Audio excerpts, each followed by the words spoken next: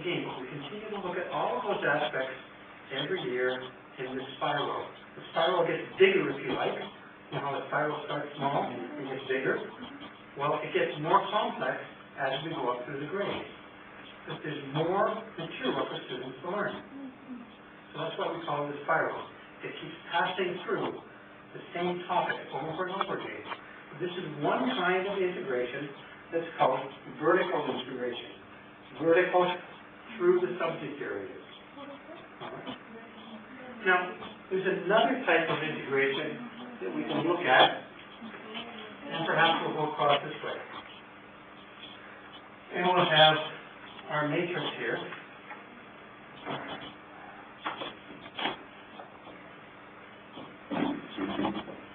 And then, if we call this one math, and we call this one language, and we call this one social studies, and science, and Arabic language, see that up there? Islamic studies. IT. Well, we have Arabic over here, maybe English. Whatever the languages are. Okay, maybe we want to take something and go across here and say, we'll have the same theme. All right, we're going to look at reading something in Arabic that has something to do with a topic in social studies. All right? So if we're going to be studying something about history in social studies, maybe we want to have some stories from that time relating to that time in history. Maybe we want to have some mathematics activities that deal with problems around that same time. So this is what's called horizontal, moving across the subjects at a single grade level. So horizontal integration, moving through the subjects. And we talked about planning to teachers. Here is either a single teacher, maybe doing this if you have a small school, or a department of teachers, maybe IT people, and looking at what we're going to do in IT through the grades. But maybe we want to say, okay, fine, what can we do in math, language, social studies, and IT, all dealing around the pyramids of Egypt. All right? Is that a topic? We're going to be reading stories about it. We're going to be looking at pyramid construction in mathematics, the geometry of pyramids. What can we do in IT? What does that take? We want to do some research skills. Finding something clever. Maybe we want to look at some of the science that was around in that day when the pyramids were constructed. Right? So looking horizontally across, the students in different subject areas are going to be all talking about the pyramids, maybe for the last 3 weeks in November in a grade level. This is a thematic approach, as some people say, but it's what's called horizontal integration. Now, there's another area of integration. And it's something that Fogarty alludes to a little bit, and I'll talk when I give you the paper about that. But it's called parallel planning. And it's when we look at not only the subject area content, the knowledge, the skills that are involved in it, but also look at those other things that we talked about last week. Remember we talked about the expert learner, the skills that an expert learner has to have. We talked about the skills for the workplace. We talked about the skills for life skills, the responsibility you have at home. So where do we bring those in, and how do we bring those in as we're dealing with the pyramids? So we've got our content coming across that way, but how do we inject into that the teamwork experience that you want us to have?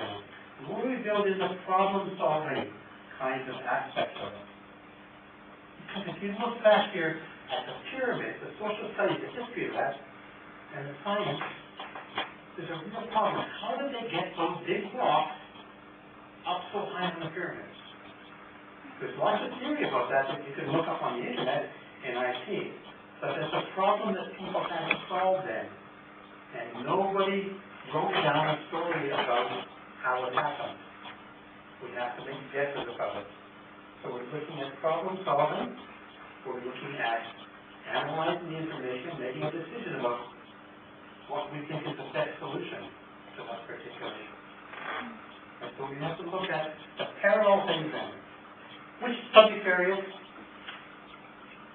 and as well, parallel to that, we want to look at the skills that we want to have, the life skills coming into it. Okay. So, this is the advanced organizer, the picture, if you like, to help you think about integration. What Fogarty talks about, and I'm just going to pass these out to you, he looks at it from another point of view. And she looks at it from the point of view of who's doing the integration. All right? What is the locus of control? Who's in control of that integration? Is it the teacher? Is it the student? Where does this come in and how does this happen? Let me just pass these back.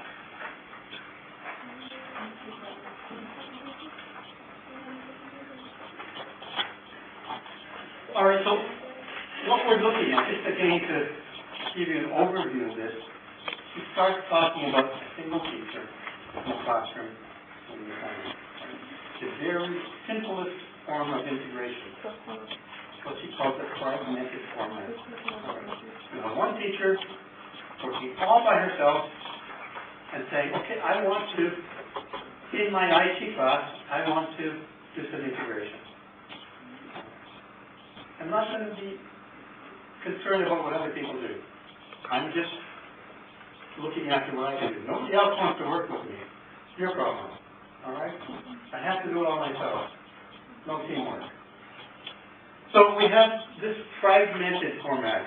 And the little picture here shows each little classroom with one person by themselves doing that integration within their subject area. Nobody talks to one another. And this is a fragmented integration format. You're doing it, but who knows you're doing it, and